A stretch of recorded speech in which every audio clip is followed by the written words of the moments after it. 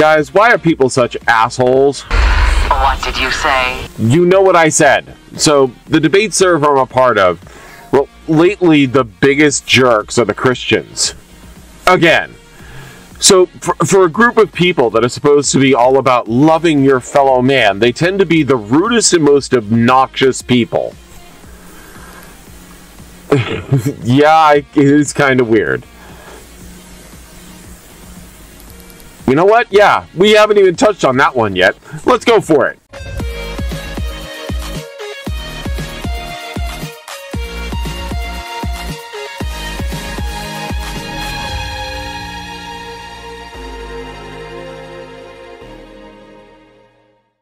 So what exactly is the logical problem of evil? Well, if an all-knowing, all-powerful, all-good, and all-loving being actually exists, there would be no evil. The reason being is that an all-knowing being would know how to create a universe with no suffering. An all-powerful being would have the ability to create a universe with no suffering. And an all-loving and all-good being would want to create a universe without suffering, as creating a world where people suffer would be less benevolent than one where no one suffers. And since that same being could create a world where he would have no want for conflict, there would be no conflict for people to argue about it.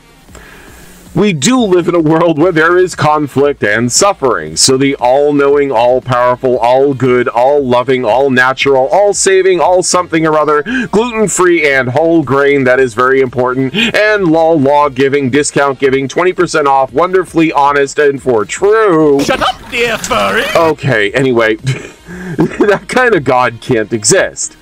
And what God does that describe? Christianity! Yes! Oh, bravo!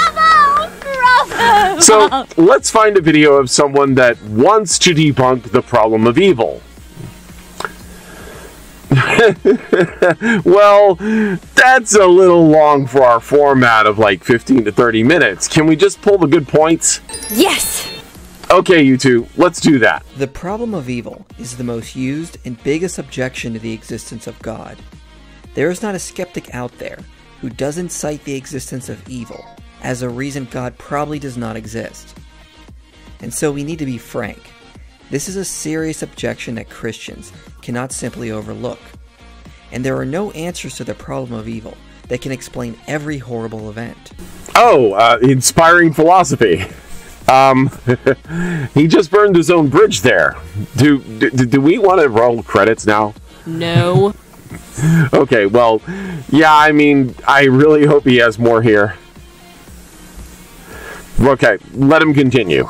Being that God is all-knowing, he might in his perfect knowledge have very good reasons for allowing evil that we cannot see. Agnostic Paul Draper notes that some serious attempts have been given that show evil is logically compatible with God's existence. Specifically, he says Alvin Plantinga's free will defense has persuaded many. Ah, yes, the free will argument against the logical problem of evil. So, the way this defense tends to go is that free will would eventually compel people to commit evil actions out of their own freedom. And that if the universe were built without conflict and only had peace and benevolence, we would not have free will because we could not choose to commit evil. But this has a problem. God, being perfect and again all-knowing, would still be able to create a world where no one would want to choose to commit an evil action. Having a perfect peace means we would not want violence, and making the desire to maintain peace as a part of our nature still allows us to make independent choices. Choices like to eat an apple, a pear, a grapefruit, or a steak, or just not needing food at all to live. The free will defense fails because an all-powerful, all-knowing God could both have the ability and knowledge to create a universe of peace while maintaining free will.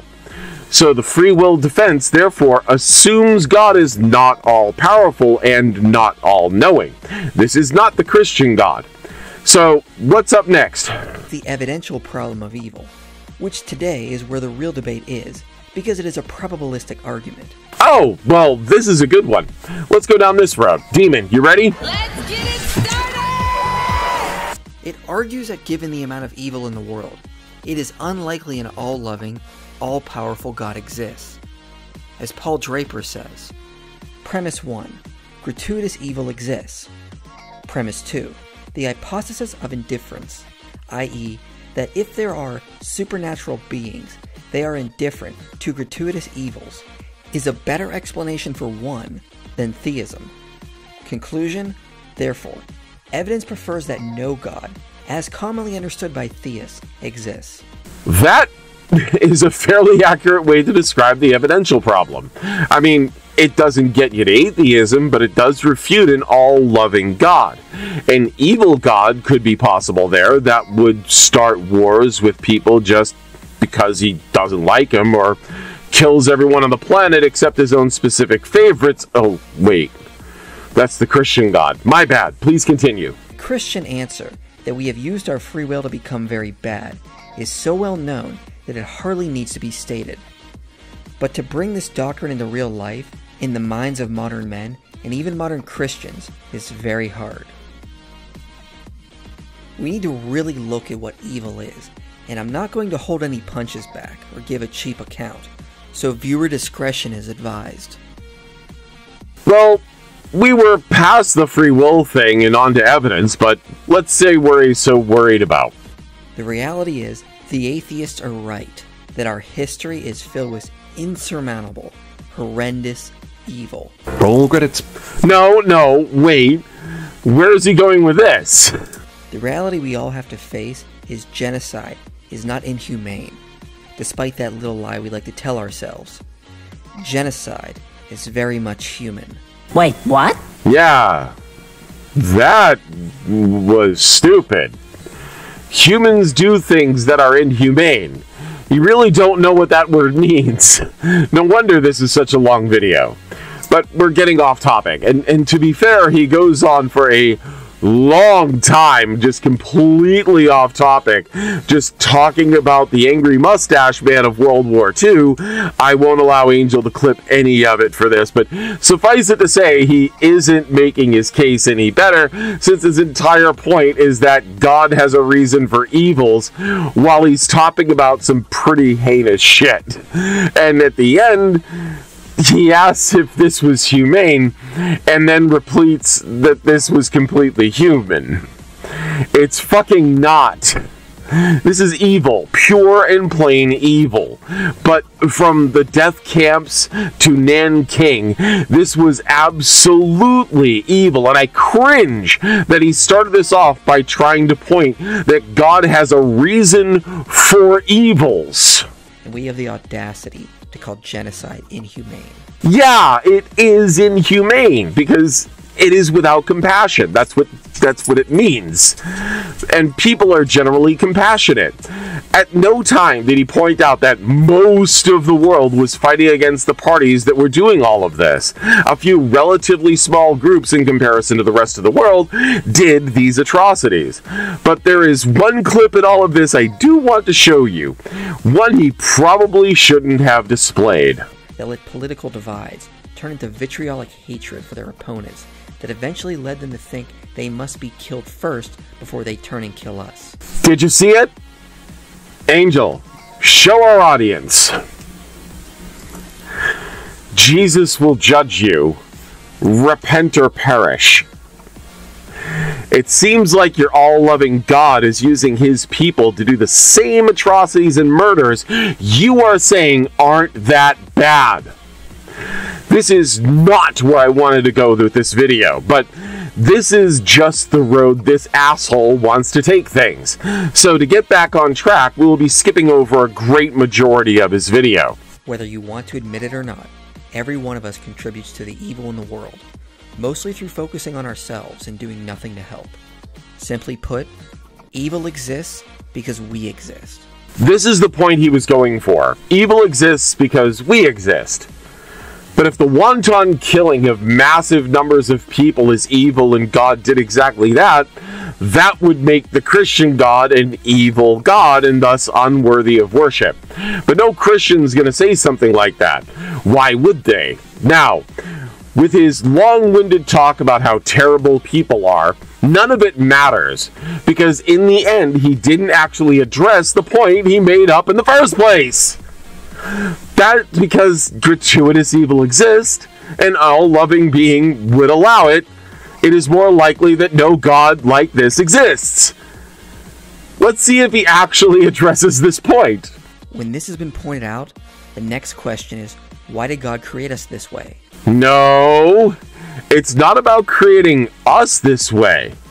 It's the entirety of reality. Wars are fought over resources and territories, religion and wants.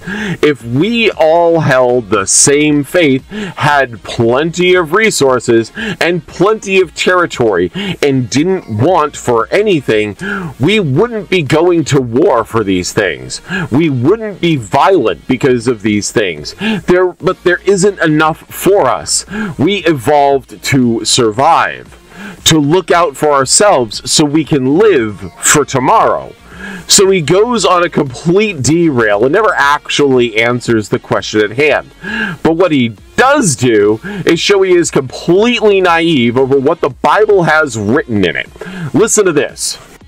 Early on, God called humans out of the wilderness to serve as priests over creation and to enter into a covenant with him so that he could sanctify us to subdue the rest of creation in his name. That is not how Adam and Eve came about biblically. God created them out of dirt and dust in Genesis chapter 1 and 2. So inspiring philosophy doesn't really know what the Bible teaches at all. Good job on that, by the way. Given the option of a world with free will and pain versus a world without free will and pain, humans will always most likely choose a world with free will. That's not the true dichotomy. There is a third option. Free will and no pain, which is the entire point of the problem of evil. All this was to hide the fact that an all-loving God could make a truly perfect paradise for us to live in and chose not to. He chose to allow evil into the world and chose to allow us to suffer. Take my video on Revelation, where the end result is the New Jerusalem, where there is no evil left. It's done and destroyed. Heaven is supposed to be a perfect place to perfectly exist with free will and no suffering at all.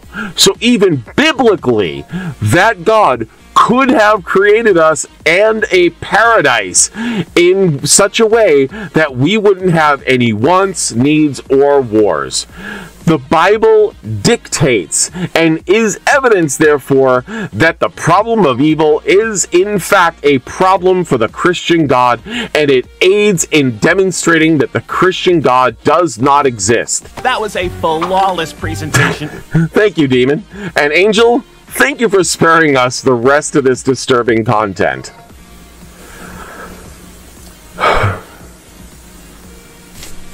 Apple turnovers? Hell yes! Stop getting hysterical, fatty! Hey, I'm not fat, I'm fluffy. Anyway, while Angel is baking, we can close out. That would be more effective. Unless you want to close out this time? Okay, fine. Cool! See ya, I'm gonna help her bake. I am the Audio Demon, and this is the Fluffy Atheist. Hit those like and subscribe buttons. And remember, if you faith around, we will help you find out what your Bible really says.